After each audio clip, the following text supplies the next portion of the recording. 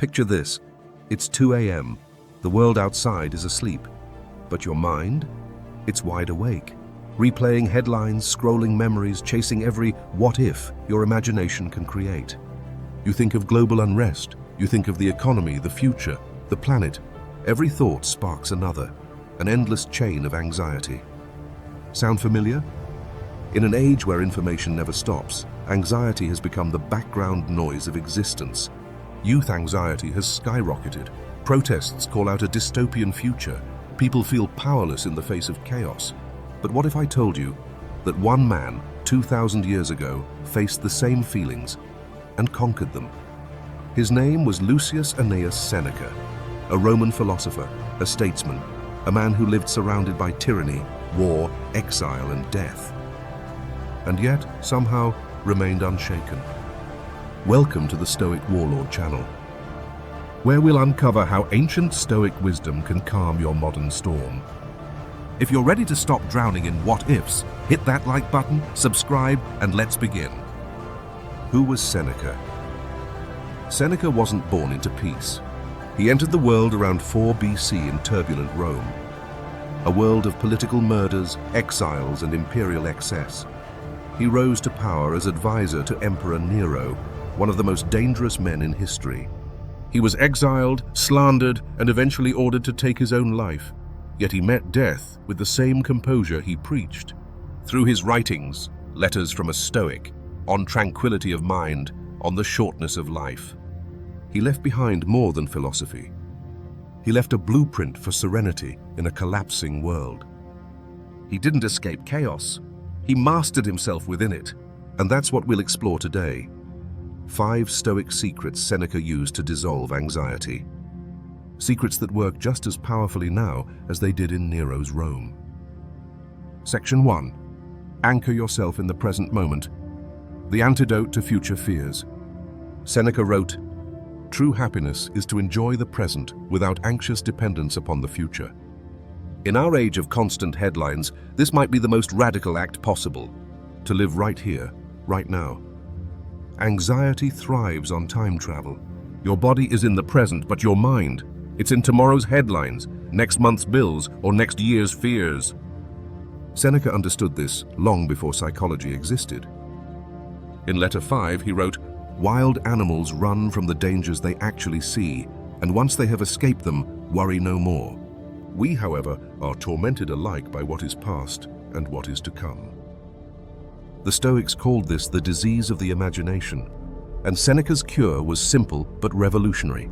Return to the moment that actually exists. When you focus on the present, anxiety loses oxygen.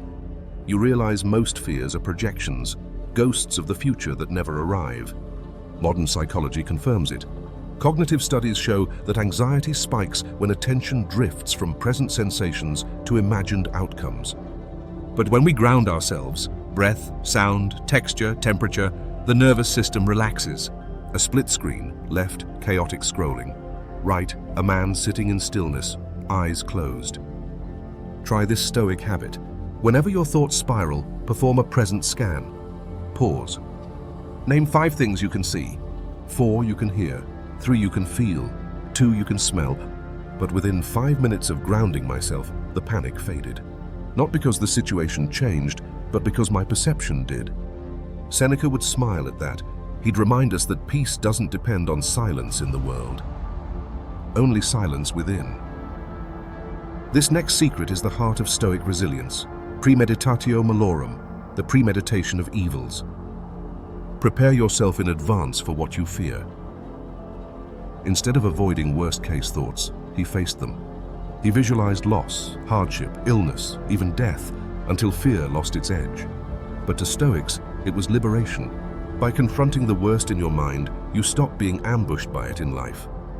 Marcus Aurelius practiced the same mental exercise daily, writing, "Begin each morning by saying to yourself, 'Today I shall meet with interference, ingratitude, arrogance, disloyalty, and selfishness, yet none of these can harm me.'" The man who has rehearsed misfortune fears nothing when it arrives. Today's chaos, wars, pandemics, climate crises, job insecurity, feeds on surprise. But when you've already accepted their possibility, they lose power over you. A friend once told me how she used this during the pandemic. She was paralyzed by climate anxiety, so she tried Seneca's approach. Every night, visualizing the world at its worst. Over weeks, dread transformed into calm readiness. She began planting trees, volunteering, preparing, not panicking. Action creates peace. That's Seneca's secret. Not denial, direction, challenge. Then list 3 things under your control if it happened. Do it until fear becomes just another thought, not a ruler of your mind. Section 3.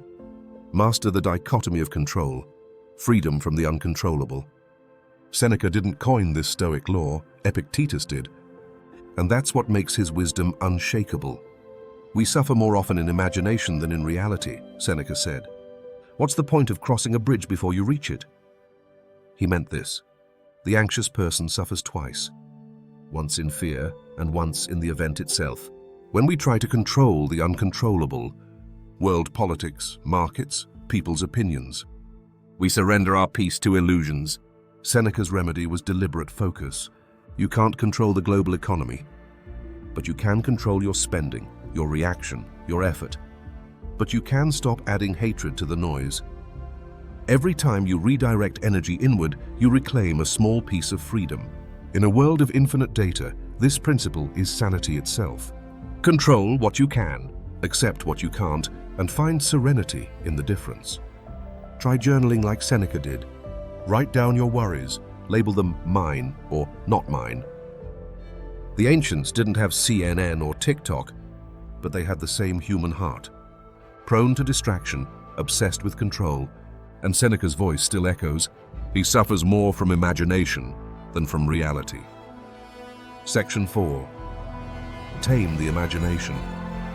Stop suffering in advance. If anxiety had a home, it would live in the imagination. We suffer more often in imagination than in reality. He understood what neuroscience now confirms. You read a headline, imagine a disaster, and your body reacts, as though you're there in the middle of it. The Stoics called this fantasia, the flood of impressions that grip us before reason intervenes. Train the delay, pause before judgment, observe the image, let reason catch up. A slow motion scene, a person receiving bad news, breathing deeply before reacting. Exercise. When your mind spins a story, I'll lose my job, the world's ending. Write it down, then ask, is this true? Is it happening now? 9 times out of 10, it's fiction masquerading as foresight. Fear is a story, and stories can be rewritten. During one of Rome's many plagues, Seneca faced the possibility of death daily. Instead of panic, he wrote, and then he laughed, because humor too is a weapon against worry. When my own family faced a health scare amid world unrest, I found this practice vital. I'd catch my thoughts running ahead, imagining funerals, catastrophes, and I'd stop myself. Not with denial, but with this line from Seneca. I wrote it down. Then I acted only on what was real. That's the Stoic difference. Fear imagines, wisdom acts. Seneca didn't just preach philosophy, he practiced it, and tranquility. The soul becomes dyed with the color of its thoughts, he said. Every habit either stains or strengthens your soul. Seneca's daily routines were a training ground for calm. Let's translate them for the modern world. 1. Morning anchor. Begin each morning with presence. Before you check your phone or email, breathe deeply. Ask, what is in my control today? That single question redirects the day before anxiety can hijack it. 2. Evening premeditation.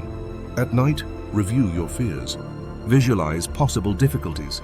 Then ask, what would virtue have me do? Fear fades when confronted by preparedness. 3. Control audit. List what drained you today. News, arguments, delays. Mark what was controllable. This is emotional minimalism, a Stoic decluttering of the mind. 4. Voluntary discomfort. He'd fast, sleep on hard ground, or wear simple clothes.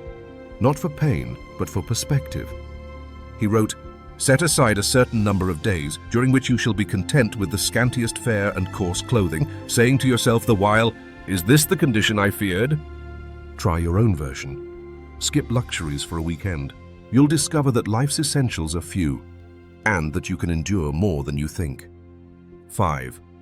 Amor fati, love of fate, the highest Stoic principle.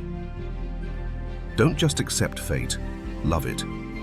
Seneca said, "Whatever comes, welcome it as a teacher.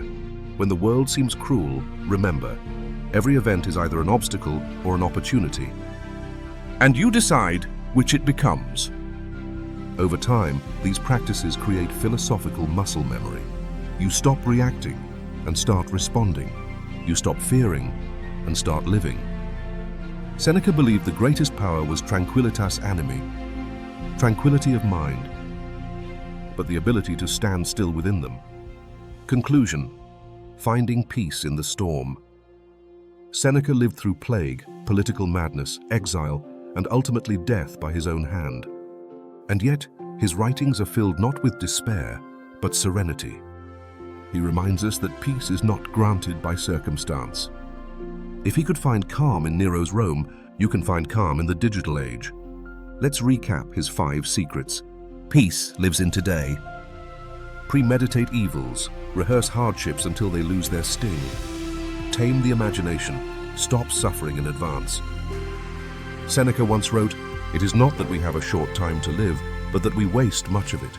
Use philosophy as your shield and time as your greatest treasure, because the world will always be chaotic.